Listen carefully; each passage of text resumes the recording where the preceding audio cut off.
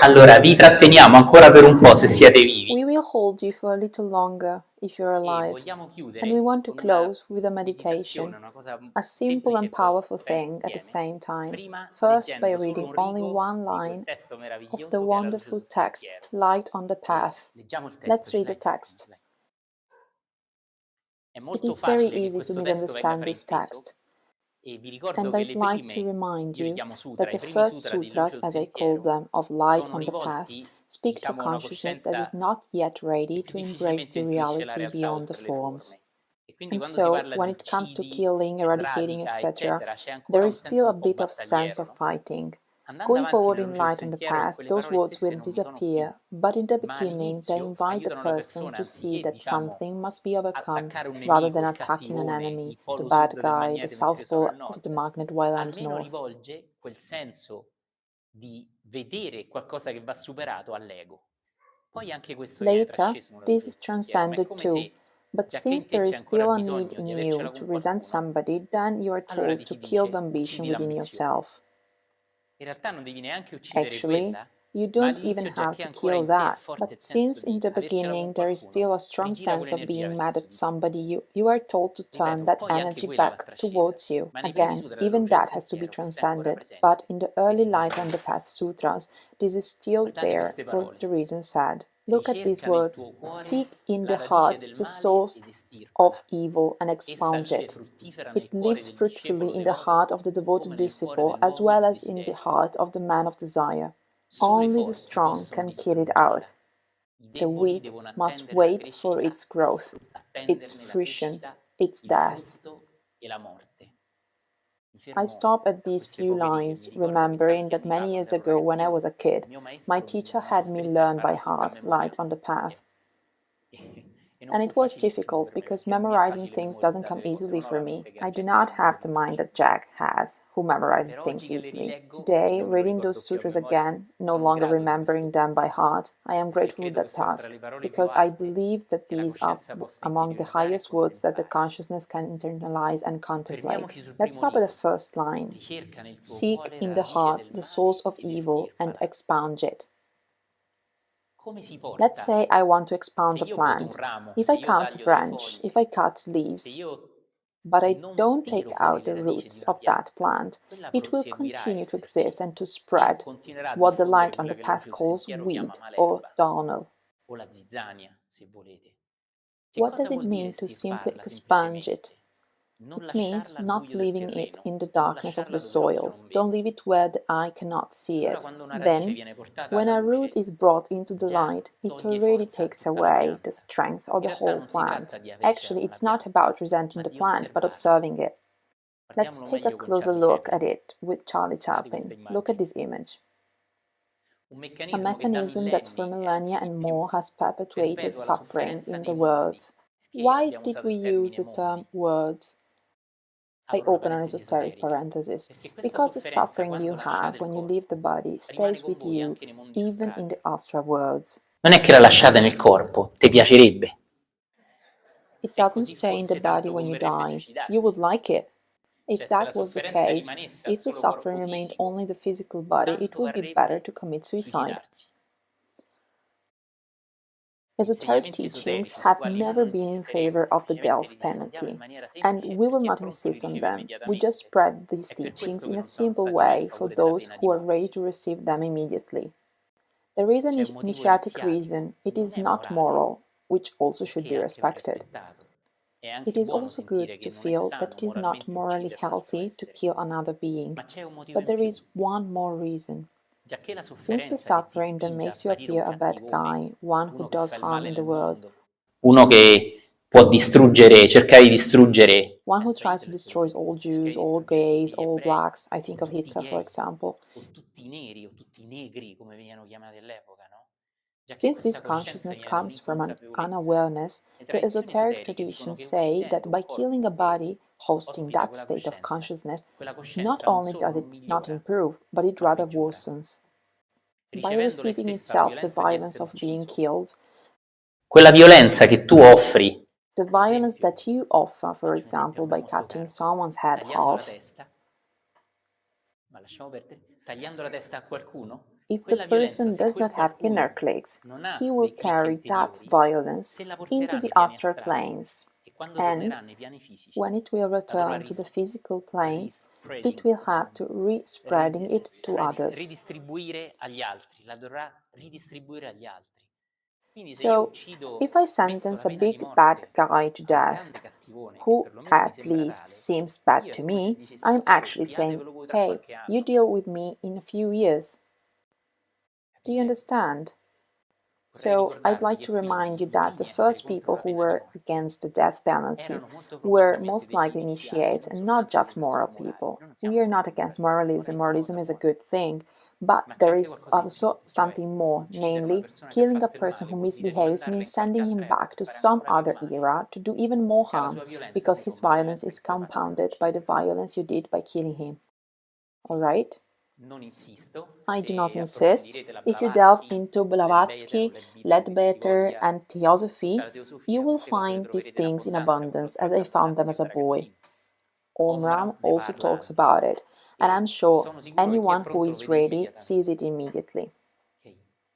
Quindi nel momento in cui when I see this suffering, I understand that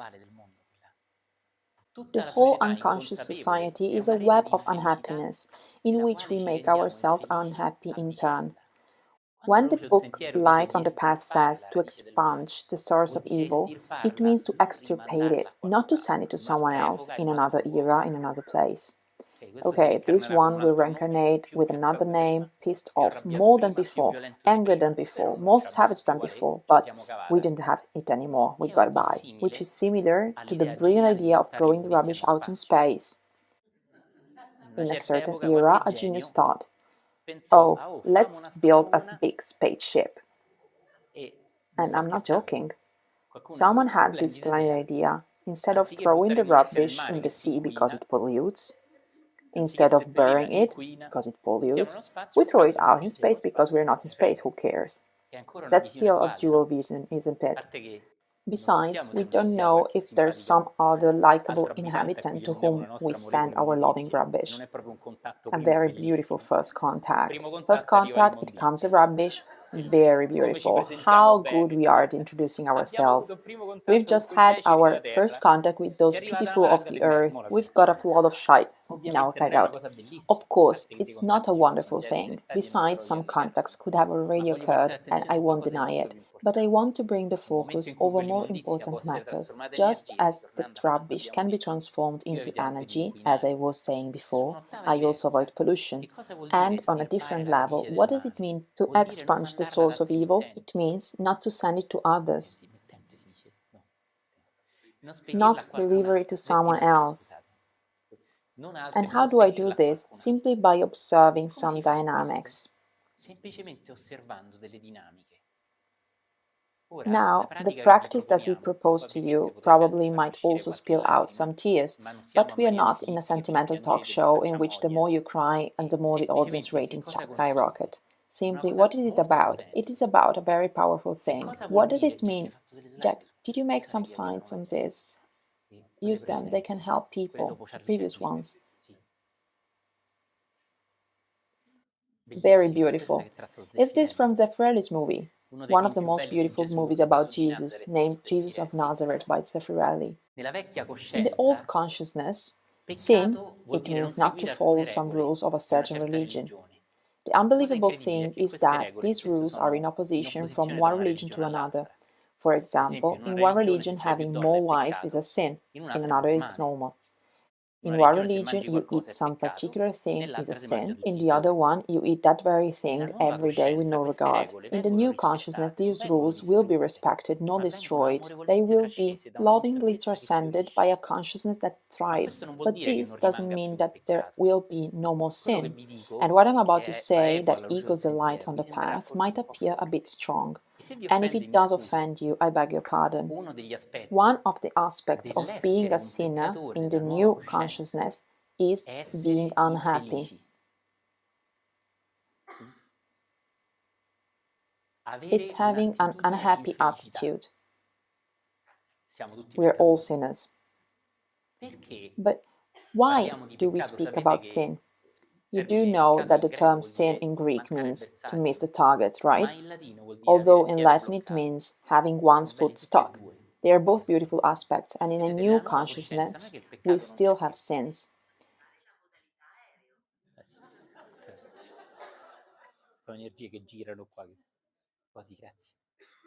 In the new consciousness, the sin is present, and you are invited not to be sinners. But why do we say that being unhappy is a sin? For a very, very simple fact. All the unhappy people, whether they want it or not, tend to make those around them unhappy. An unhappy woman or a man will tend to make unhappy those around. Beware, this mechanism, it's not about the fact that I come to you and I have to make you unhappy. What kind of technique I use? I give you a kick, I diss you, I betray you, I sleep with your husband. I unwittingly make others unhappy, even believing that I want the good for others, because it's something that occurs under the carpet. A very powerful thing is seeing that when I'm unhappy, I make those near me unhappy. Something that stings, although it wants to perfume those around. What will it do? This sting will just spread bad smell, right? If you're longer in a stinky place, you'll get out of there with stinky hair, stinky clothes. If you go to some pubs and you go out, you'll stink of smoke for 2 weeks. Does it ring a bell? At least at the time in which you could smoke in pubs. Do you recall that? Perché in queste parole della luce del sentiero vogliamo portare una cosa così potente, apparentemente banale? Non serve. Look at this image, please. It's not necessary to make others unhappy or a certain system. Namely, I haven't got a method for making you unhappy. I don't even want to make you unhappy. I simply have a flu and I simply pass it on to you. It is much more powerful than the coronavirus, more powerful than other diseases. Eckhart Tolle calls it the pain body. We spoke about it loads of times, so I don't want to say it again. You even find many videos in which you can watch it again. It's the attitude to unhappiness, onto which today, in this last phase, we'll bring our attention, if you're not some clothes on a chair. Infatti, una delle cose più potenti del Indeed, mondo one of the most powerful things in the world, dear friends, is having a light heart. It happens when someone begins to touch a happiness that does not depend on having a disease or having enough money. Instead, it is a happiness that comes from God and blossoms spontaneously in all those not giving so much importance to a religious belief as was deemed in the old consciousness. It blossoms in all those who begin to sense something beyond the mind and in whom there is that, quote-unquote, nuclear fusion, leading to a fulfilling Then those people are persons only in appearance and no longer believe they are, having discovered that they are something else, having even vaguely sensed that they are consciousness behind the person. Those people are healthy carriers of happiness, and wherever they may go, they lighten the spirits of those around them. Their behavior and way of speaking make others light, and this does much more than a person who talks about religious belief or a so-called spiritual technique. Nella nuova coscienza, in the new consciousness, sinners are all those who are unhappy and infect others with unhappiness. Here I connect things. Unhappy people easily become victims of the great magnet. That is, they are malleable, suggestible by the collective thinking that vibrates on our planet in the era in which we live. It's an age in which we particularly resonate with fear of anxiety, stress, and worry about tomorrow. You should not go around telling people not to be stressed, not to be afraid. That often reinforces stress and fear and belongs to old consciousness. You have to go around emanating a higher consciousness, and if you doubt to be ready for this, it could be that you believe you're not ready. In fact, you are, but you have always been looking in the wrong direction. My master used to say that a person sitting quietly in a coffee shop who says nothing about the Buddha, Jesus, the essence, or about light on the path, and has a high emanation, benefits the world more than anyone who goes around teaching spirituality and having a sausage emanation. And I always remember what my master said. It seemed like a nice, ridiculous thing, but I didn't grasp it was powerful and precisely true. Think of a world where people don't talk about any spiritual technique, any method, or any guru, but have a very high emanation. Think of a world where there are many happy people. So, in that world, if you usually go around with a grumpy face, people will not say, "Oh, you're alright, aren't you?" because they're all like you. They say instead, "Oh, what's wrong with you? You've got a rotten burgundy aura, full of electric discharges and lightning. What's around your head?" Because now we say, "What's inside your head?" Instead, in the new consciousness, we'll say, "What's around your head? How come you look so bad?" But because so many unhappy people walk around like this today, it's normal, you see? And because it's normal, you start thinking that it's normal life. So here is the importance, dear friends, of the carriers of the new consciousness. They don't need to know the Bhagavad Gita by heart or to know the so-called techniques of spiritual alchemy, but they need to always be simply happy and light. And you'll say, simple, but not easy. No, ma è semplice. No, but it is simple because it comes from the contact with that which is beyond your mind, and when you contact it, you are already offering it to others. You don't even have to figure out how to give it to others. You don't have to convert them. You don't have to take them to your guru, etc. This stuff is the old consciousness. When you see the sun giving us what it gives us through nuclear fusion, that means there are elements in the sun that are fusing or marrying, using a term of the Christian of the origins, the mystical know-it-alls. So, through this nuclear fusion, we get this energy, this light, and you will see that the sun does not ask you to believe in the sun, to convert to the religion of the sun. It simply gives you the light and energy and allows you to live, whatever your creed may be. So, a happy person has an aura similar to the sun, maybe a little smaller sun, and this person is not necessarily a Jesus of Nazareth or a Krishna, right? However, he begins to elevate the consciousness of man and woman silently, without the need to talk about spirituality.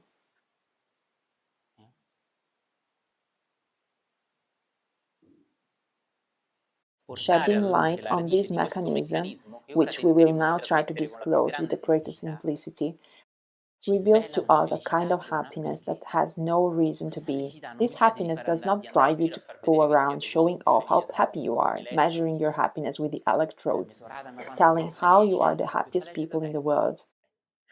These attitudes belongs to the ego, which is always related to a form, to something measurable. The happiness I am talking about will urge you to serve instead.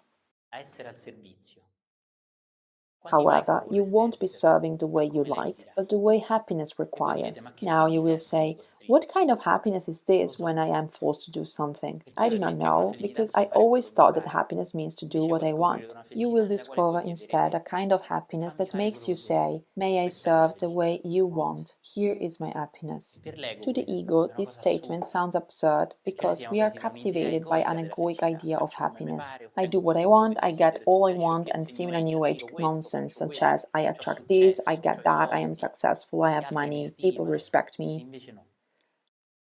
However, the happiness I am talking about will grow within you, and you will simply ask to tell you what it wants from you, and you will obey. That's why some are not ready yet, because they are so full of themselves that they won't obey anything. Did I go too far? I want to speak about it, but if you feel it's too much, please tell me. Entriamo in questi meccanismi. We will now expand on this mechanism, which are basically two. The first is that whenever people around you are really screwed, you will think that all in all,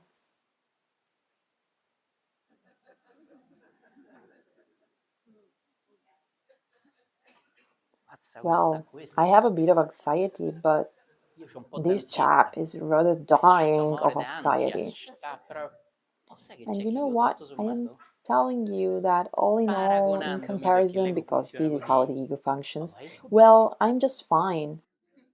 I'm fine.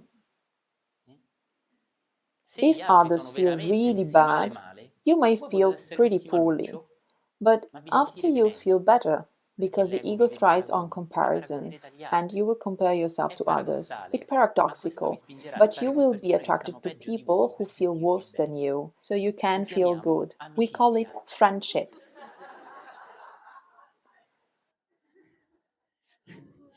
We call it social relationships. In some cases, we call it love. Perhaps it is, but maybe not. And we will understand the difference later with a new consciousness. You see this mechanism very clearly among the elderly, who compete to see who is feeling the worst. This is a very powerful pattern, but if you say, it has nothing to do with me, you will not be able to go beyond it. You have to see this mechanism and smile, and laugh at yourself rather than laughing at others, because this means mocking, while true lightness is laughing at yourself. You must really see how absurd it is, when all these nice people around are really screwed, like Peppe, for instance. Then you will think, oh my goodness, thank God I am as I am. I seem to be in trouble, but when I see Peppe, I see how fortunate I am. This is an absurd perspective, and you have to laugh at it. If you don't see it and you don't laugh at yourself, you will laugh at others. This is called mocking. This is not real lightness. It is not true wit. If you don't see it in yourself, you won't go any further. Generally, those who cannot reach the beyond are those who believe they are gurus, initiates, esoteric teachers, to whom such thoughts don't arise, because they are light workers. Thus, going back to what we said before, these people are nurturing the mega magnet in the world. Do you remember it? Why have the great, the true mystics, such as St. Francis, been wondering, why did God choose me, who are the worst in Assisi? If you believe in positive thinking, you would tell him, brother, don't say that. Because you are creating your own reality. Francis, you better say that there are people who are worse than you. See how Pepe is doing, for instance. Here it is. The ego stands in the way of the beyond. And I must ask myself why the saints and the mystics of all traditions said about themselves that they are the worst of all, so much so that we think they were overstating their condition. What if they did not overstate, but rather they saw something in themselves that I don't want to see in myself? Then it seems that they are exaggerating. I think, are they really so much worse than me? But the truth is that they have shed light on aspects of themselves that we have not yet illuminated. So, when the great mystics such as St. Francis or Milarepa speak of themselves as great sinners, you must understand that it is not out of modesty, as we understand it. That is to lie, but it means actually seeing and having the courage to shine light on those patterns. This light enabled them to go beyond. On the other hand, we, who are still very busy being nice, self-confident, creating an outward image of ourselves, etc., we don't let go of our dynamics and we get stuck. One aspect of it is, when we are among people, we say out loud, I am sorry, but inside we think, what the hell, I'm actually not that bad. This is one very common trap, whereby the great potential of women and men prevent us from going beyond, because I do not admit that a part of me wants others to feel bad. Quando tutto il mondo sta messo male, when the whole world is in a bad state, all in all, I am not that bad. You will say, no, but I'm not like that, and those saying I'm not like that almost always are the ones who reinforce this nonsense in the world. So I ask you, rings a bell? Observe it. Don't say from tomorrow on it won't be this way. Observe it simply because this is what you have to do. Second point. When I was a child and I was sick, everyone gave me attention and love. That is, the child learns that when he is sick, the dad comes back from work earlier. And I remind you that that child is still here inside us. I remember this is something that Father Ballasar taught me many years ago. The child learns that when he is sick, it doesn't matter that he hasn't done his maths. The boy, the girl, learns that when he is sick, everyone loves him. Il bambino, la bambina impara che quando sta male tutti gli vogliono bene. Brings him sweets and a present. So, what does the ego do? It says, it is better to feel bad, because when I feel good, Dad comes saying, did you do your maths? Let me see, you did it badly, you have to do it again. Did you go swimming? Did you have your violin lesson? No. And you have to do it. But when you feel sick, he says, never mind the violin, swimming, maths. Dad loves you, mom cuddles you. This mechanism in children matches being sick to receiving a lot of love and attention. So, it makes us subconsciously invest in feeling poorly. Again, oh, but I have been meditating for years. In fact, I can teach you how to meditate. And I have transcended this for many years. You're really reinforcing it in the world if you don't see it in yourself. So, 2 points that are actually the same. First, when the world around me goes wrong, I say I'm sorry, let's hope it gets better. But underneath, a part of me, not all of me, says, oh, so glad I am not that bad. Alright? Second point. When I was sick as a child, but still today, when I am sick, I get attention from everyone, which unconsciously makes me invest in feeling poorly. If you add the two things together, you will find that you have a side of yourself that you must know how to illuminate, which is what Light on the Path is talking about, dear friends. When others are sick, when you are sick, it is convenient. Are you there? And what do you have to do? Nothing. You just have to see it. You don't have to replace the thought of feeling poorly with the thought of feeling good.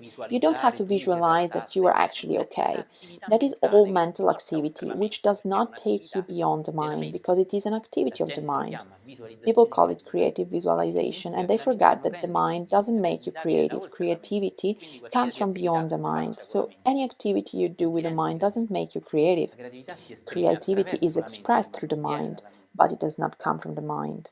When you start seeing these things, you go beyond visualizations and things, which are always activities of the mind, which people call meditation and which is not meditation, because it is an activity to do something with a thought, while we are not talking about replacing a negative thought with a positive thought.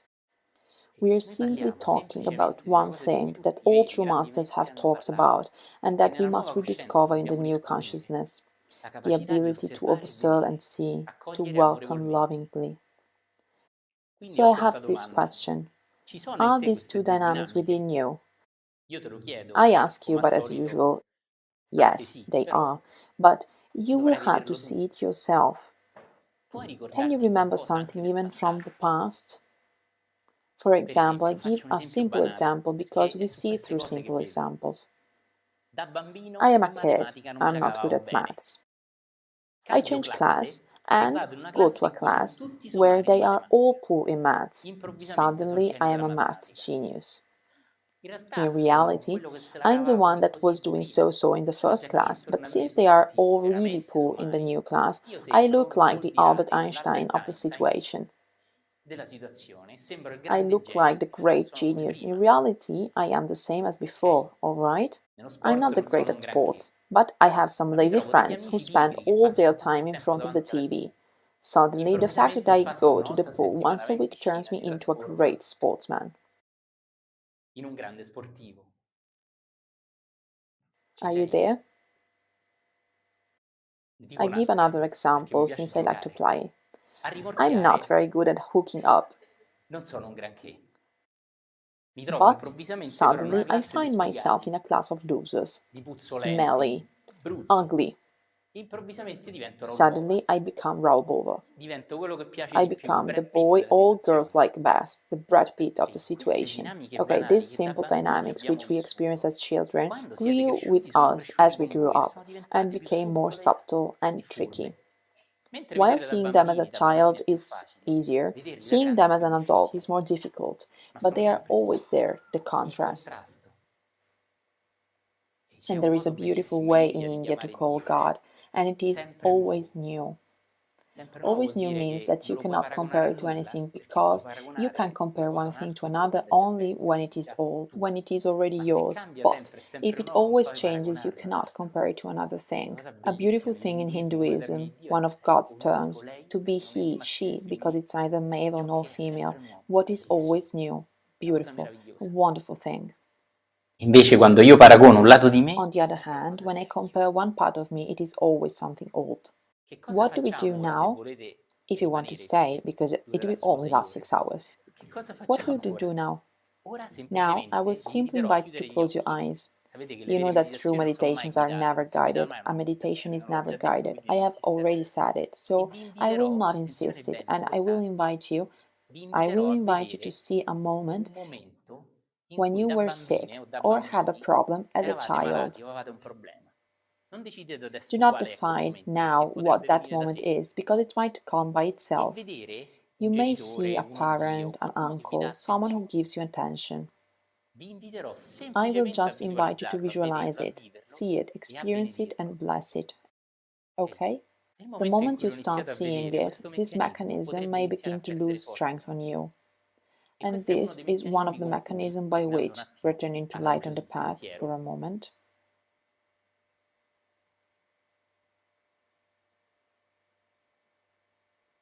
the root of evil that needs to share, expand suffering in the world, and there is no bad guy who does it while we are so good. I would like to repeat it. This very root is eradicated, that is, brought to light, removed from the darkness of the unconscious and brought to light. When I see this, I am not fighting against something. It is not about being against one side of me, but simply shedding light on it. I see these mechanisms in me, I welcome them, and I simply bless them. But sometimes simplicity has enormous power, and I can realize that I have been reinforcing and attracting the suffering in myself or in others for years. Myself and others are in fact one. Please stand up first and stand with someone, possibly someone you don't know. I would like to close with a short reading.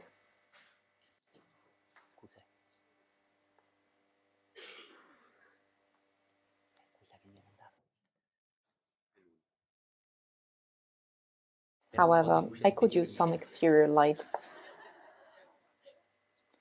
Inner light is marvelous, yet sometimes we also need the one shed by light bulbs. Dario, turn on the light.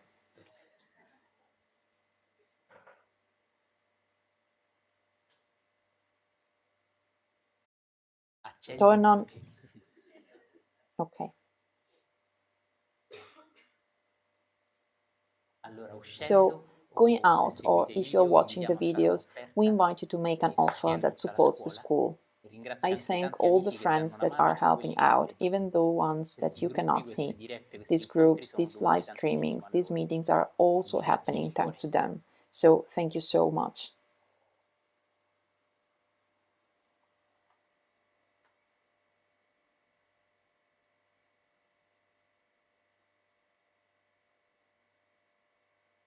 I'm going to read The Book of Life by Jiddu Krishnamurti, a master who, as you know, we deeply love. And you'll find this in chapter July. The title is Happiness That Is Not of the Mind. And I'd like to add, that kind of happiness that we talked about, that is putting you humbly at service. And it doesn't put you under a spotlight, but quite the opposite. As an important mystic said, it will make you the last, humble, simple.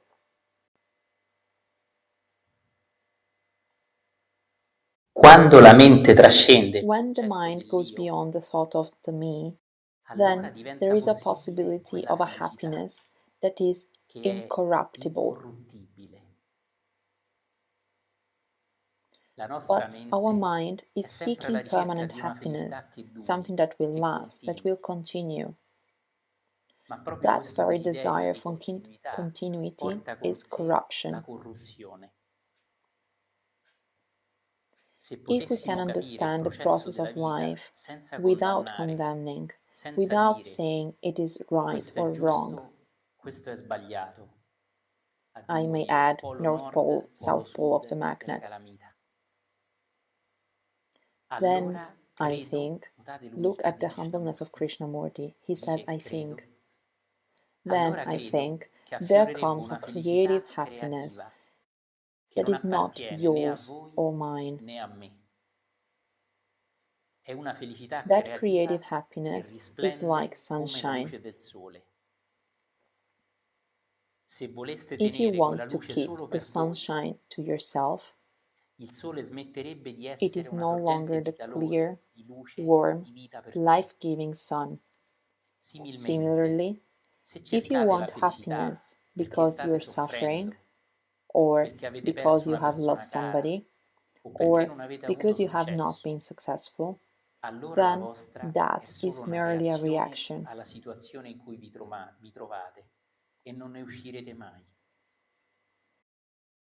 But when the mind can go beyond, then there is a happiness that is not of the mind. My dear friends, thank you all. May all this run wild within you. I remind you that, in spite of the apparent distances, we love you very much. Thank you.